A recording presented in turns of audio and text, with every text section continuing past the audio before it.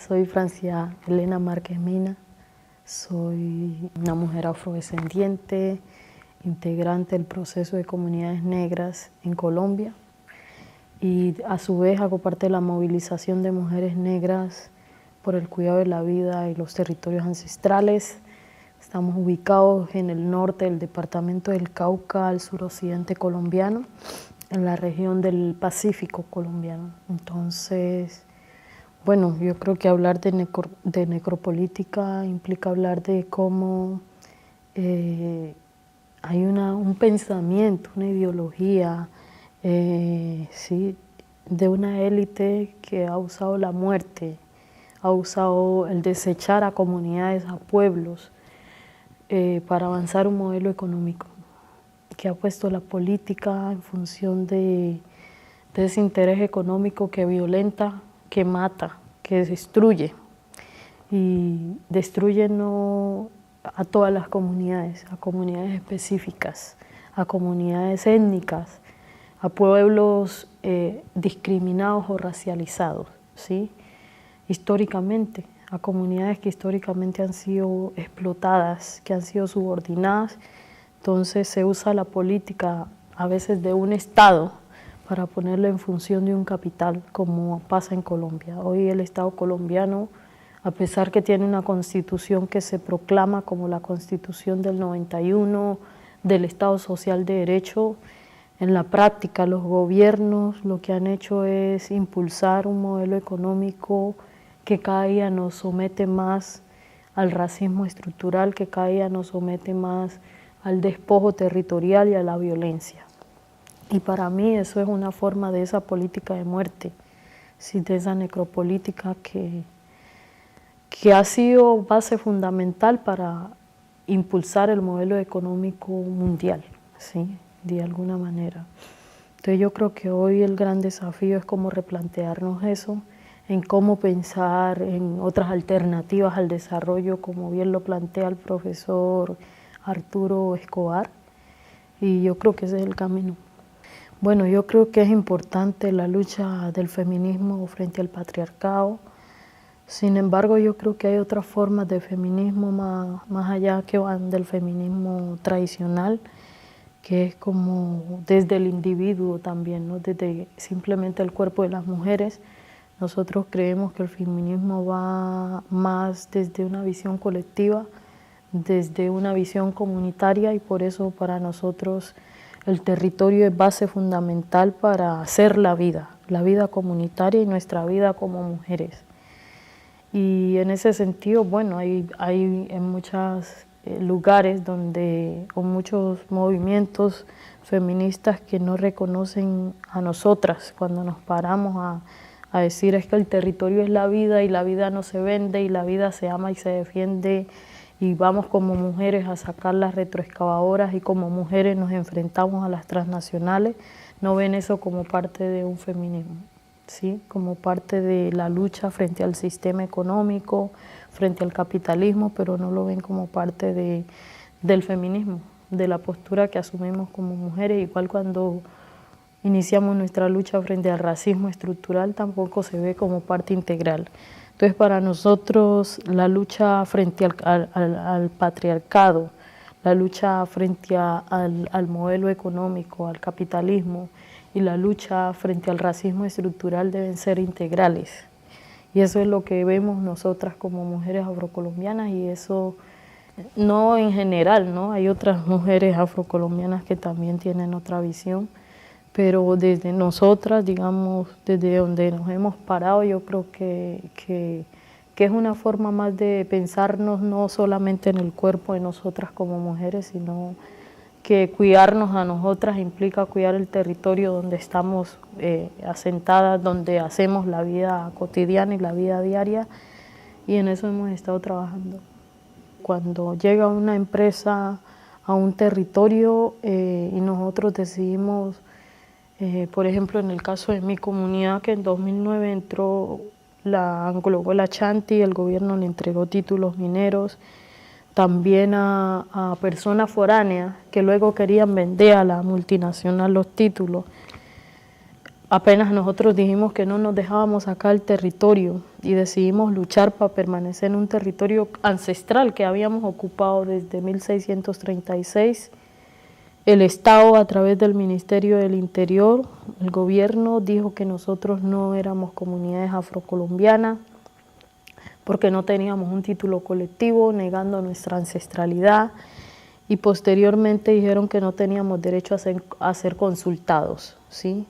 Es decir, el Estado el Estado social de derecho que tiene que protegernos, el gobierno lo puso en favor de proteger a un poder dominante, a proteger un interés que en vez de proteger los derechos fundamentales nuestros. Y en ese sentido entonces nos tocó hacer acciones jurídicas, acciones de hecho, movilizaciones, visibilización a nivel nacional y a nivel internacional de la problemática.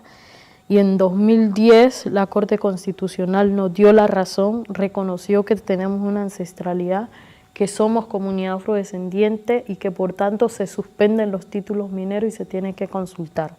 Apenas se suspendieron esos títulos, nosotros empezamos a recibir amenazas de muerte de grupos paramilitares, Águilas Negras, Rastrojos, que empezaron a decir que nos declaraban objetivo militar porque nosotros nos estábamos oponiendo al desarrollo, que nosotros no permitíamos la entrada de las empresas multinacionales. Y entonces nosotros empezamos a decir, ¿cuál desarrollo? ¿Y desarrollo para quién?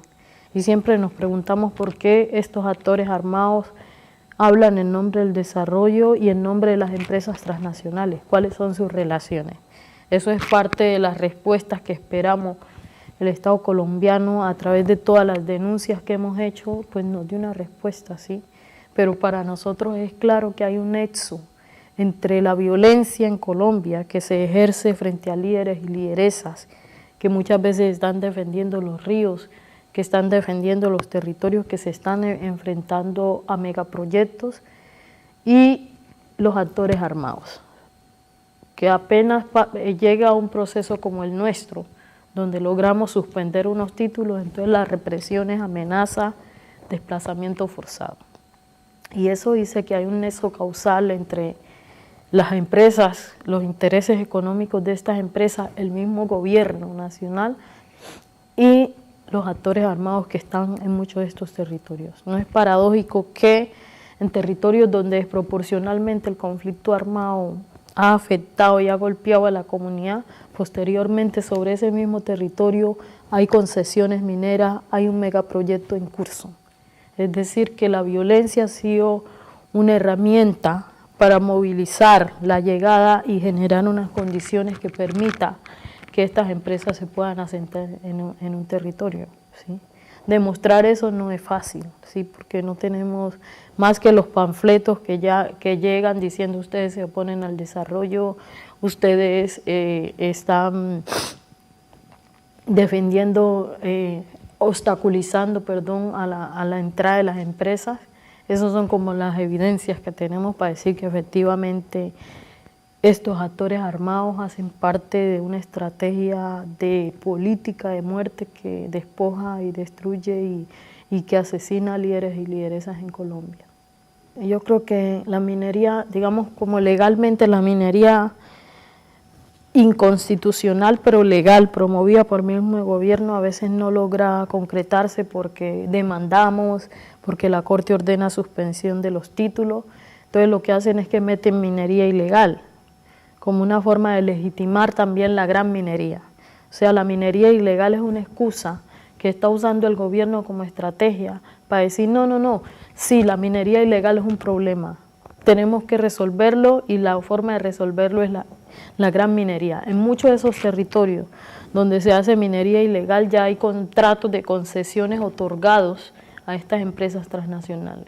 Y uno pregunta, bueno, pero a nosotros que somos mineros ancestrales y que hemos estado toda la vida haciendo minería tradicional ahí, porque hemos hecho minería desde que nos trajeron los ancestros de África acá hasta ahora. Esa ha sido una de las actividades que ha permitido a la gente hacer comunidad, la minería artesanal. Y ahora a la gente que es del territorio se le declara que es perturbador de mala fe, que es un delito en Colombia. Pero a los que llegan con las retroexcavadoras que pasan por el medio de la fuerza pública y nadie las ve, porque parece que es como una caja de fósforo que uno se lo pone en el bolsillo y después va y lo arma allá, nadie se da cuenta. Hay una corrupción institucional grandísima de muchos funcionarios de muchas instituciones, incluso instituciones que tienen que garantizar la protección al medio ambiente, como ha sido la CRC, las corporaciones autónomas regionales. Por la cara de toda esta gente pasa y llegan las máquinas a hacer minería ilegal a los territorios. El mercurio pasa y llega a los territorios, ¿sí? Y cuando salimos a denunciar, entonces también somos objetivo militar. Pero ahí, en esas circunstancias, el gobierno dice, sí, la minería ilegal es un problema. Entonces, como la minería ilegal es un problema, hay que avanzar con la gran minería. Hay que formalizar. Y la discusión sobre la formalización es una forma de meter en el comercio las tierras de la gente, es una forma de obligar a la gente, a los mineros tradicionales, a someterse a un régimen que está articulado y atado a la política minera nacional, que es la gran minería, ¿sí? Al gobierno no le interesa la pequeña minería, a los políticos no le interesa la pequeña minería, le interesa la gran minería, porque les deja unas regalías que luego en todo ese contexto de corrupción pues se lo echan al bolsillo y la gente queda jodida. Entonces digamos que eso es parte de las situaciones y entonces pues para mí eso es como la situación que evidencia los nexos de la política con la violencia, con la gran minería y la minería ilegal que termina siendo una justificación de despojo a la gente de sus territorios a través y promoviendo la gran minería. Sí, la lucha que hemos hecho, que no ha sido la lucha individual mía, sino que ha sido una lucha colectiva. Ahora que gané el premio, todo el mundo dice que yo gané el premio porque hemos enfrentado la minería ilegal, que es cierto, pero yo no solamente me he enfrentado a la minería ilegal, yo instauré acciones de tutela junto a la comunidad, junto al proceso de comunidades negras, para que se suspendieran títulos mineros otorgados a la tercera empresa más grande del mundo en explotación minera, a la AngloGold Ashanti.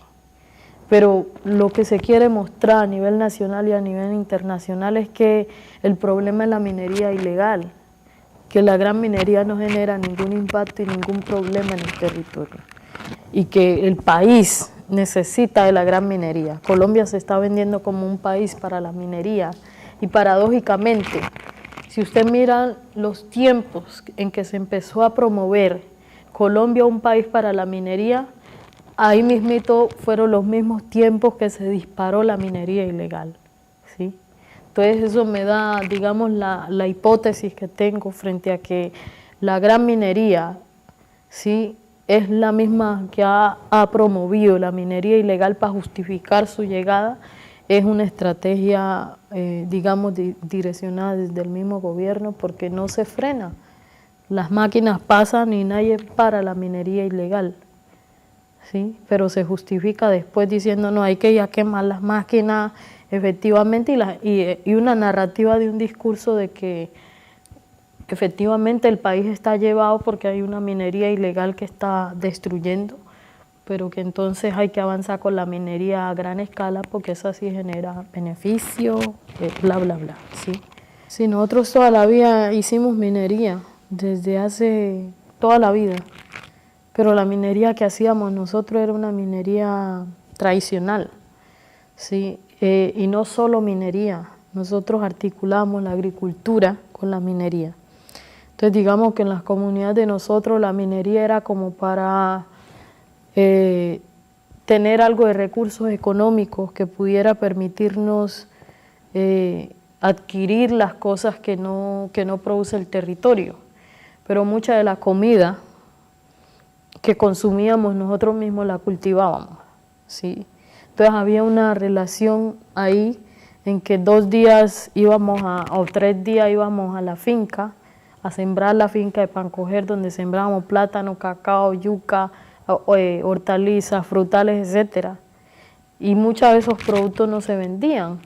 Los productos que más yo veía que la gente comercializaba era el café, a veces la yuca, sí, porque era mucho, el frijol y el maíz. Pero los otros productos, la mayoría eran de consumo, de autoconsumo.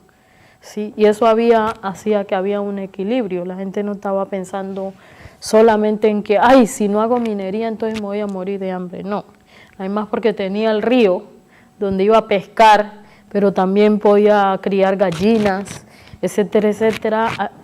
Había una economía, digamos, sustentable, que no dependía exclusivamente de la minería, la minería era un complemento más, pero la minería nos permitía, ancestral, nos permitía tener un relacionamiento cultural, ¿sí? Nosotros no nos juntábamos solo para hacer minería, nosotros íbamos a una playa a hacer minería, pero ahí se daban otras relaciones, la solidaridad entre comunidades, ¿sí?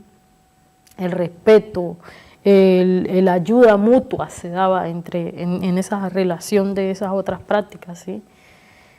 Y yo creo que hoy eso ha cambiado, y ha cambiado porque nos están imponiendo otra visión de desarrollo que choca con la visión de desarrollo propia que teníamos como comunidad, y que la minería ilegal y la gran minería la han puesto en crisis, y hoy, por ejemplo, hay tensiones al interior de la comunidad porque mucha de la minería que hacíamos era minería a la orilla del río, y hoy es minería, como ya se ha acabado gran parte de ese tipo de minería, porque la minería ilegal arrasó con todo. Entonces mucha de la gente está haciendo minería de socavón. Esa minería de socavón tienen que triturar las rocas para poder extraer el oro. En ese proceso de triturar la roca necesita necesariamente herramientas de tecnología que le permita hacer minería limpia, o por otro lado tienen que usar mercurio para que atraiga el oro. Como la gente no tiene condiciones para tener un montaje de minería limpia que a veces vale 2.000 millones de pesos, y la gente hace un gramo de oro que a veces le alcanza para medio comprar cosas básicas, pero que no le resuelve.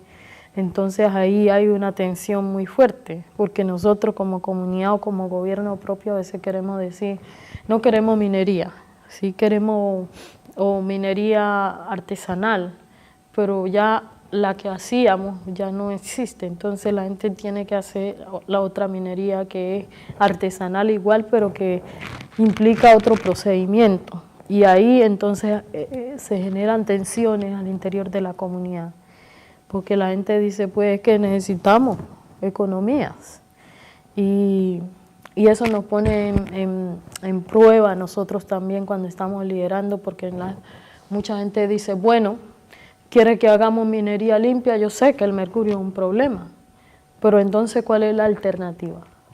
¿Qué es lo que ustedes nos proponen? Y lamentablemente a veces no tenemos recursos ni siquiera para movernos, para ir a una reunión de los procesos que hacemos. Y eso genera tensión. Por otro lado, lo que hemos venido entonces pensando hoy es cómo se fortalece la finca tradicional, la agricultura, ¿sí? Pero también hemos tenido dificultades porque no tenemos cómo la gente logre comercializar. Y hemos hecho procesos de agricultura orgánica. La mayoría de la agricultura que se hace allá es orgánica. La gente lo que usa son materiales de la misma región para hacer abono y eso. Sí, muchos de nosotros nos hemos especializado en agricultura orgánica y rural, tecnificando un poco porque antes se hacía de manera rudimentaria, y hemos ido como preparándonos para ir tecnificando eso y que eso genere mejores economía a la gente, ¿sí? Pero a veces nos quedamos cortos porque, por ejemplo, si sembramos piña orgánica, se cultiva mucha piña, pero la gente luego no tiene dónde comercializarlo. Y es triste porque después nuestra gente termina botando cantidad de piña en tiempo de cosecha porque no tienen dónde comercializarlo. O cultivamos plátano, y también orgánicamente, pero tampoco tenemos un mercado que asegure que los productos de la gente se van a poder comercializar.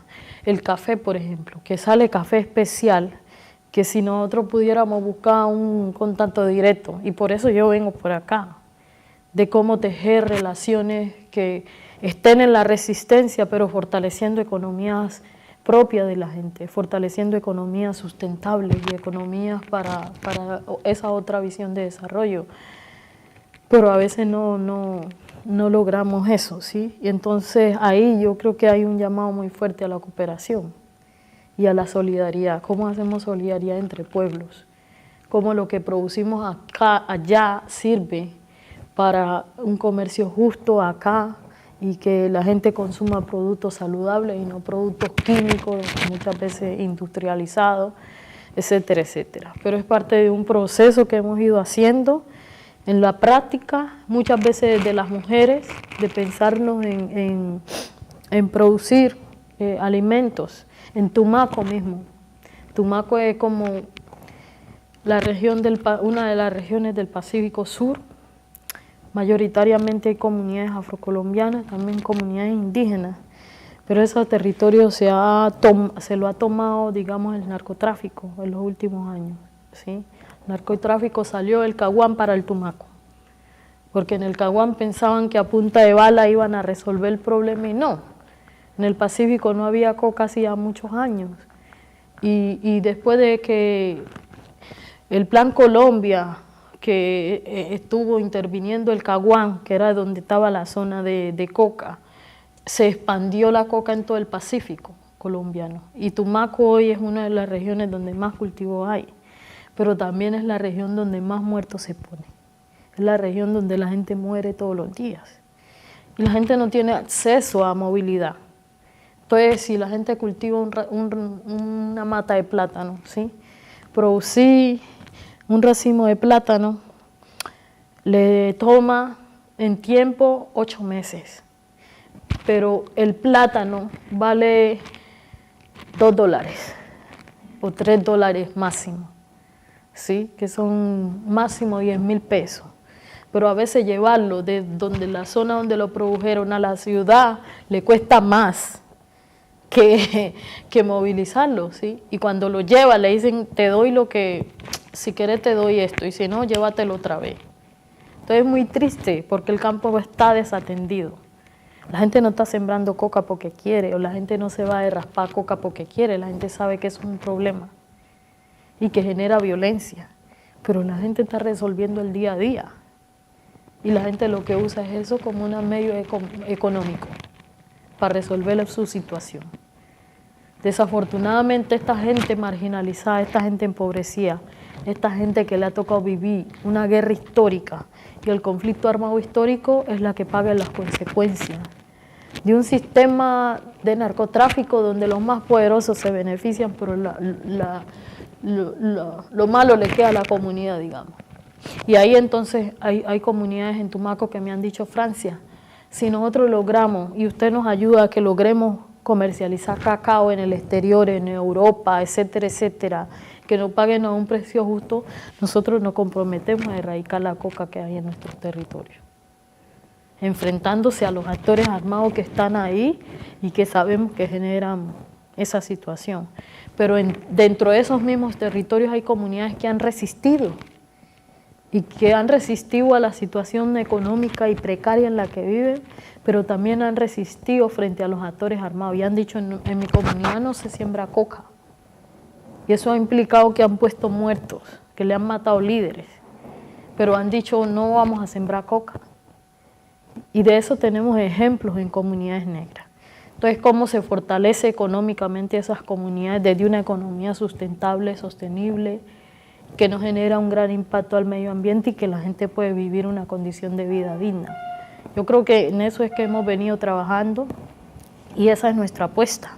Nosotros nos encantaría que la cooperación, en vez de estar pensando en talleres, en talleres que a veces son burocracia y que no llegan a ningún lado, que se quedan en fírmeme la asistencia, venga, le tomo una foto y ya. Entonces, ¿cómo se invierte en esas cosas concretas? Mi comunidad no tiene agua potable, nosotros no tenemos acueducto. Mientras que en muchas comunidades eso ya está resuelto, nosotros no lo tenemos resuelto. y por los niveles de mercurio que hay, hoy la gente está tomando el agua de las quebradas que nace en el territorio, que tiene entre 50 y 1000 partículas de mercurio por billón. ¿Eso qué significa para nosotros? La pregunta es, ¿la cooperación está dispuesta a construir acueductos para estas comunidades? Comunidades que no tienen servicio de salud, no tienen un hospital donde los puedan atender si se enferman. Y ahí están resistiendo. Pero además de eso les cae la violencia encima y además de eso se plantean proyectos de desarrollo que no son de desarrollo, que son de hundirlos más, ¿sí? Hay un decir que la gente dice, nosotros no queremos que nos den nada, pero que nos quiten el pie de la cabeza. Y yo creo que hoy lo que queremos es eso, porque desafortunadamente ese modelo económico que se impone y donde estos países privilegiados, porque tienen unos privilegios que se han hecho a costa del sufrimiento de la gente. En África la gente no se está emigrando por nada. África la gente está emigrando y cruzando el Mediterráneo y sometiéndose a todo eso porque le han destruido su casa, porque le han saqueado su casa, porque han usado la violencia para destruir su casa. Y eso mismo está pasando en Latinoamérica, eso mismo está pasando en muchas regiones del mundo. Entonces yo creo que ese es parte de esa evidencia de cómo esa política se pone al servicio de un capital que mata, que destruye y que hoy tiene el planeta mismo en un colapso, el planeta en riesgo, ¿sí? Porque el cambio climático, el calentamiento global no es que se ha dado porque sí, es por los abusos que hemos hecho como seres humanos al planeta. Entonces, bueno, yo creo que yo doy gracias a Lomal, que ha estado ahí como haciendo seguimiento desde el observatorio a las transnacionales, a cómo estas transnacionales violentan los derechos de muchos pueblos en el mundo, y a Paz con Dignidad, que han estado ahí también acompañando a muchas comunidades en sus procesos de lucha y de resistencia por otro mundo posible y por un mejor vivir, ¿no? Hasta ahora no hemos logrado, pues yo no he escuchado ninguna como organización o institución que diga sí, asumo el compromiso. Pues seguimos, ¿no? Visibilizando y llamando la atención. Yo estuve ayer, sí, en el Parlamento vasco y bueno, pues me escucharon ahí, pero a veces tengo la sensación de como que la gente ya está en su comodidad y como que sí, y nos miran como los pobrecitos que vienen y sí, dan un testimonio y sí, pero no veo que hay un compromiso como real para hacer un cambio. Y yo creo que la comunidad internacional tiene que jugar un papel importante en esas transformaciones, sobre todo porque muchas de las empresas tienen su capital acá en estos países y esas son las que van a destruir los territorios y son las que promueven la violencia.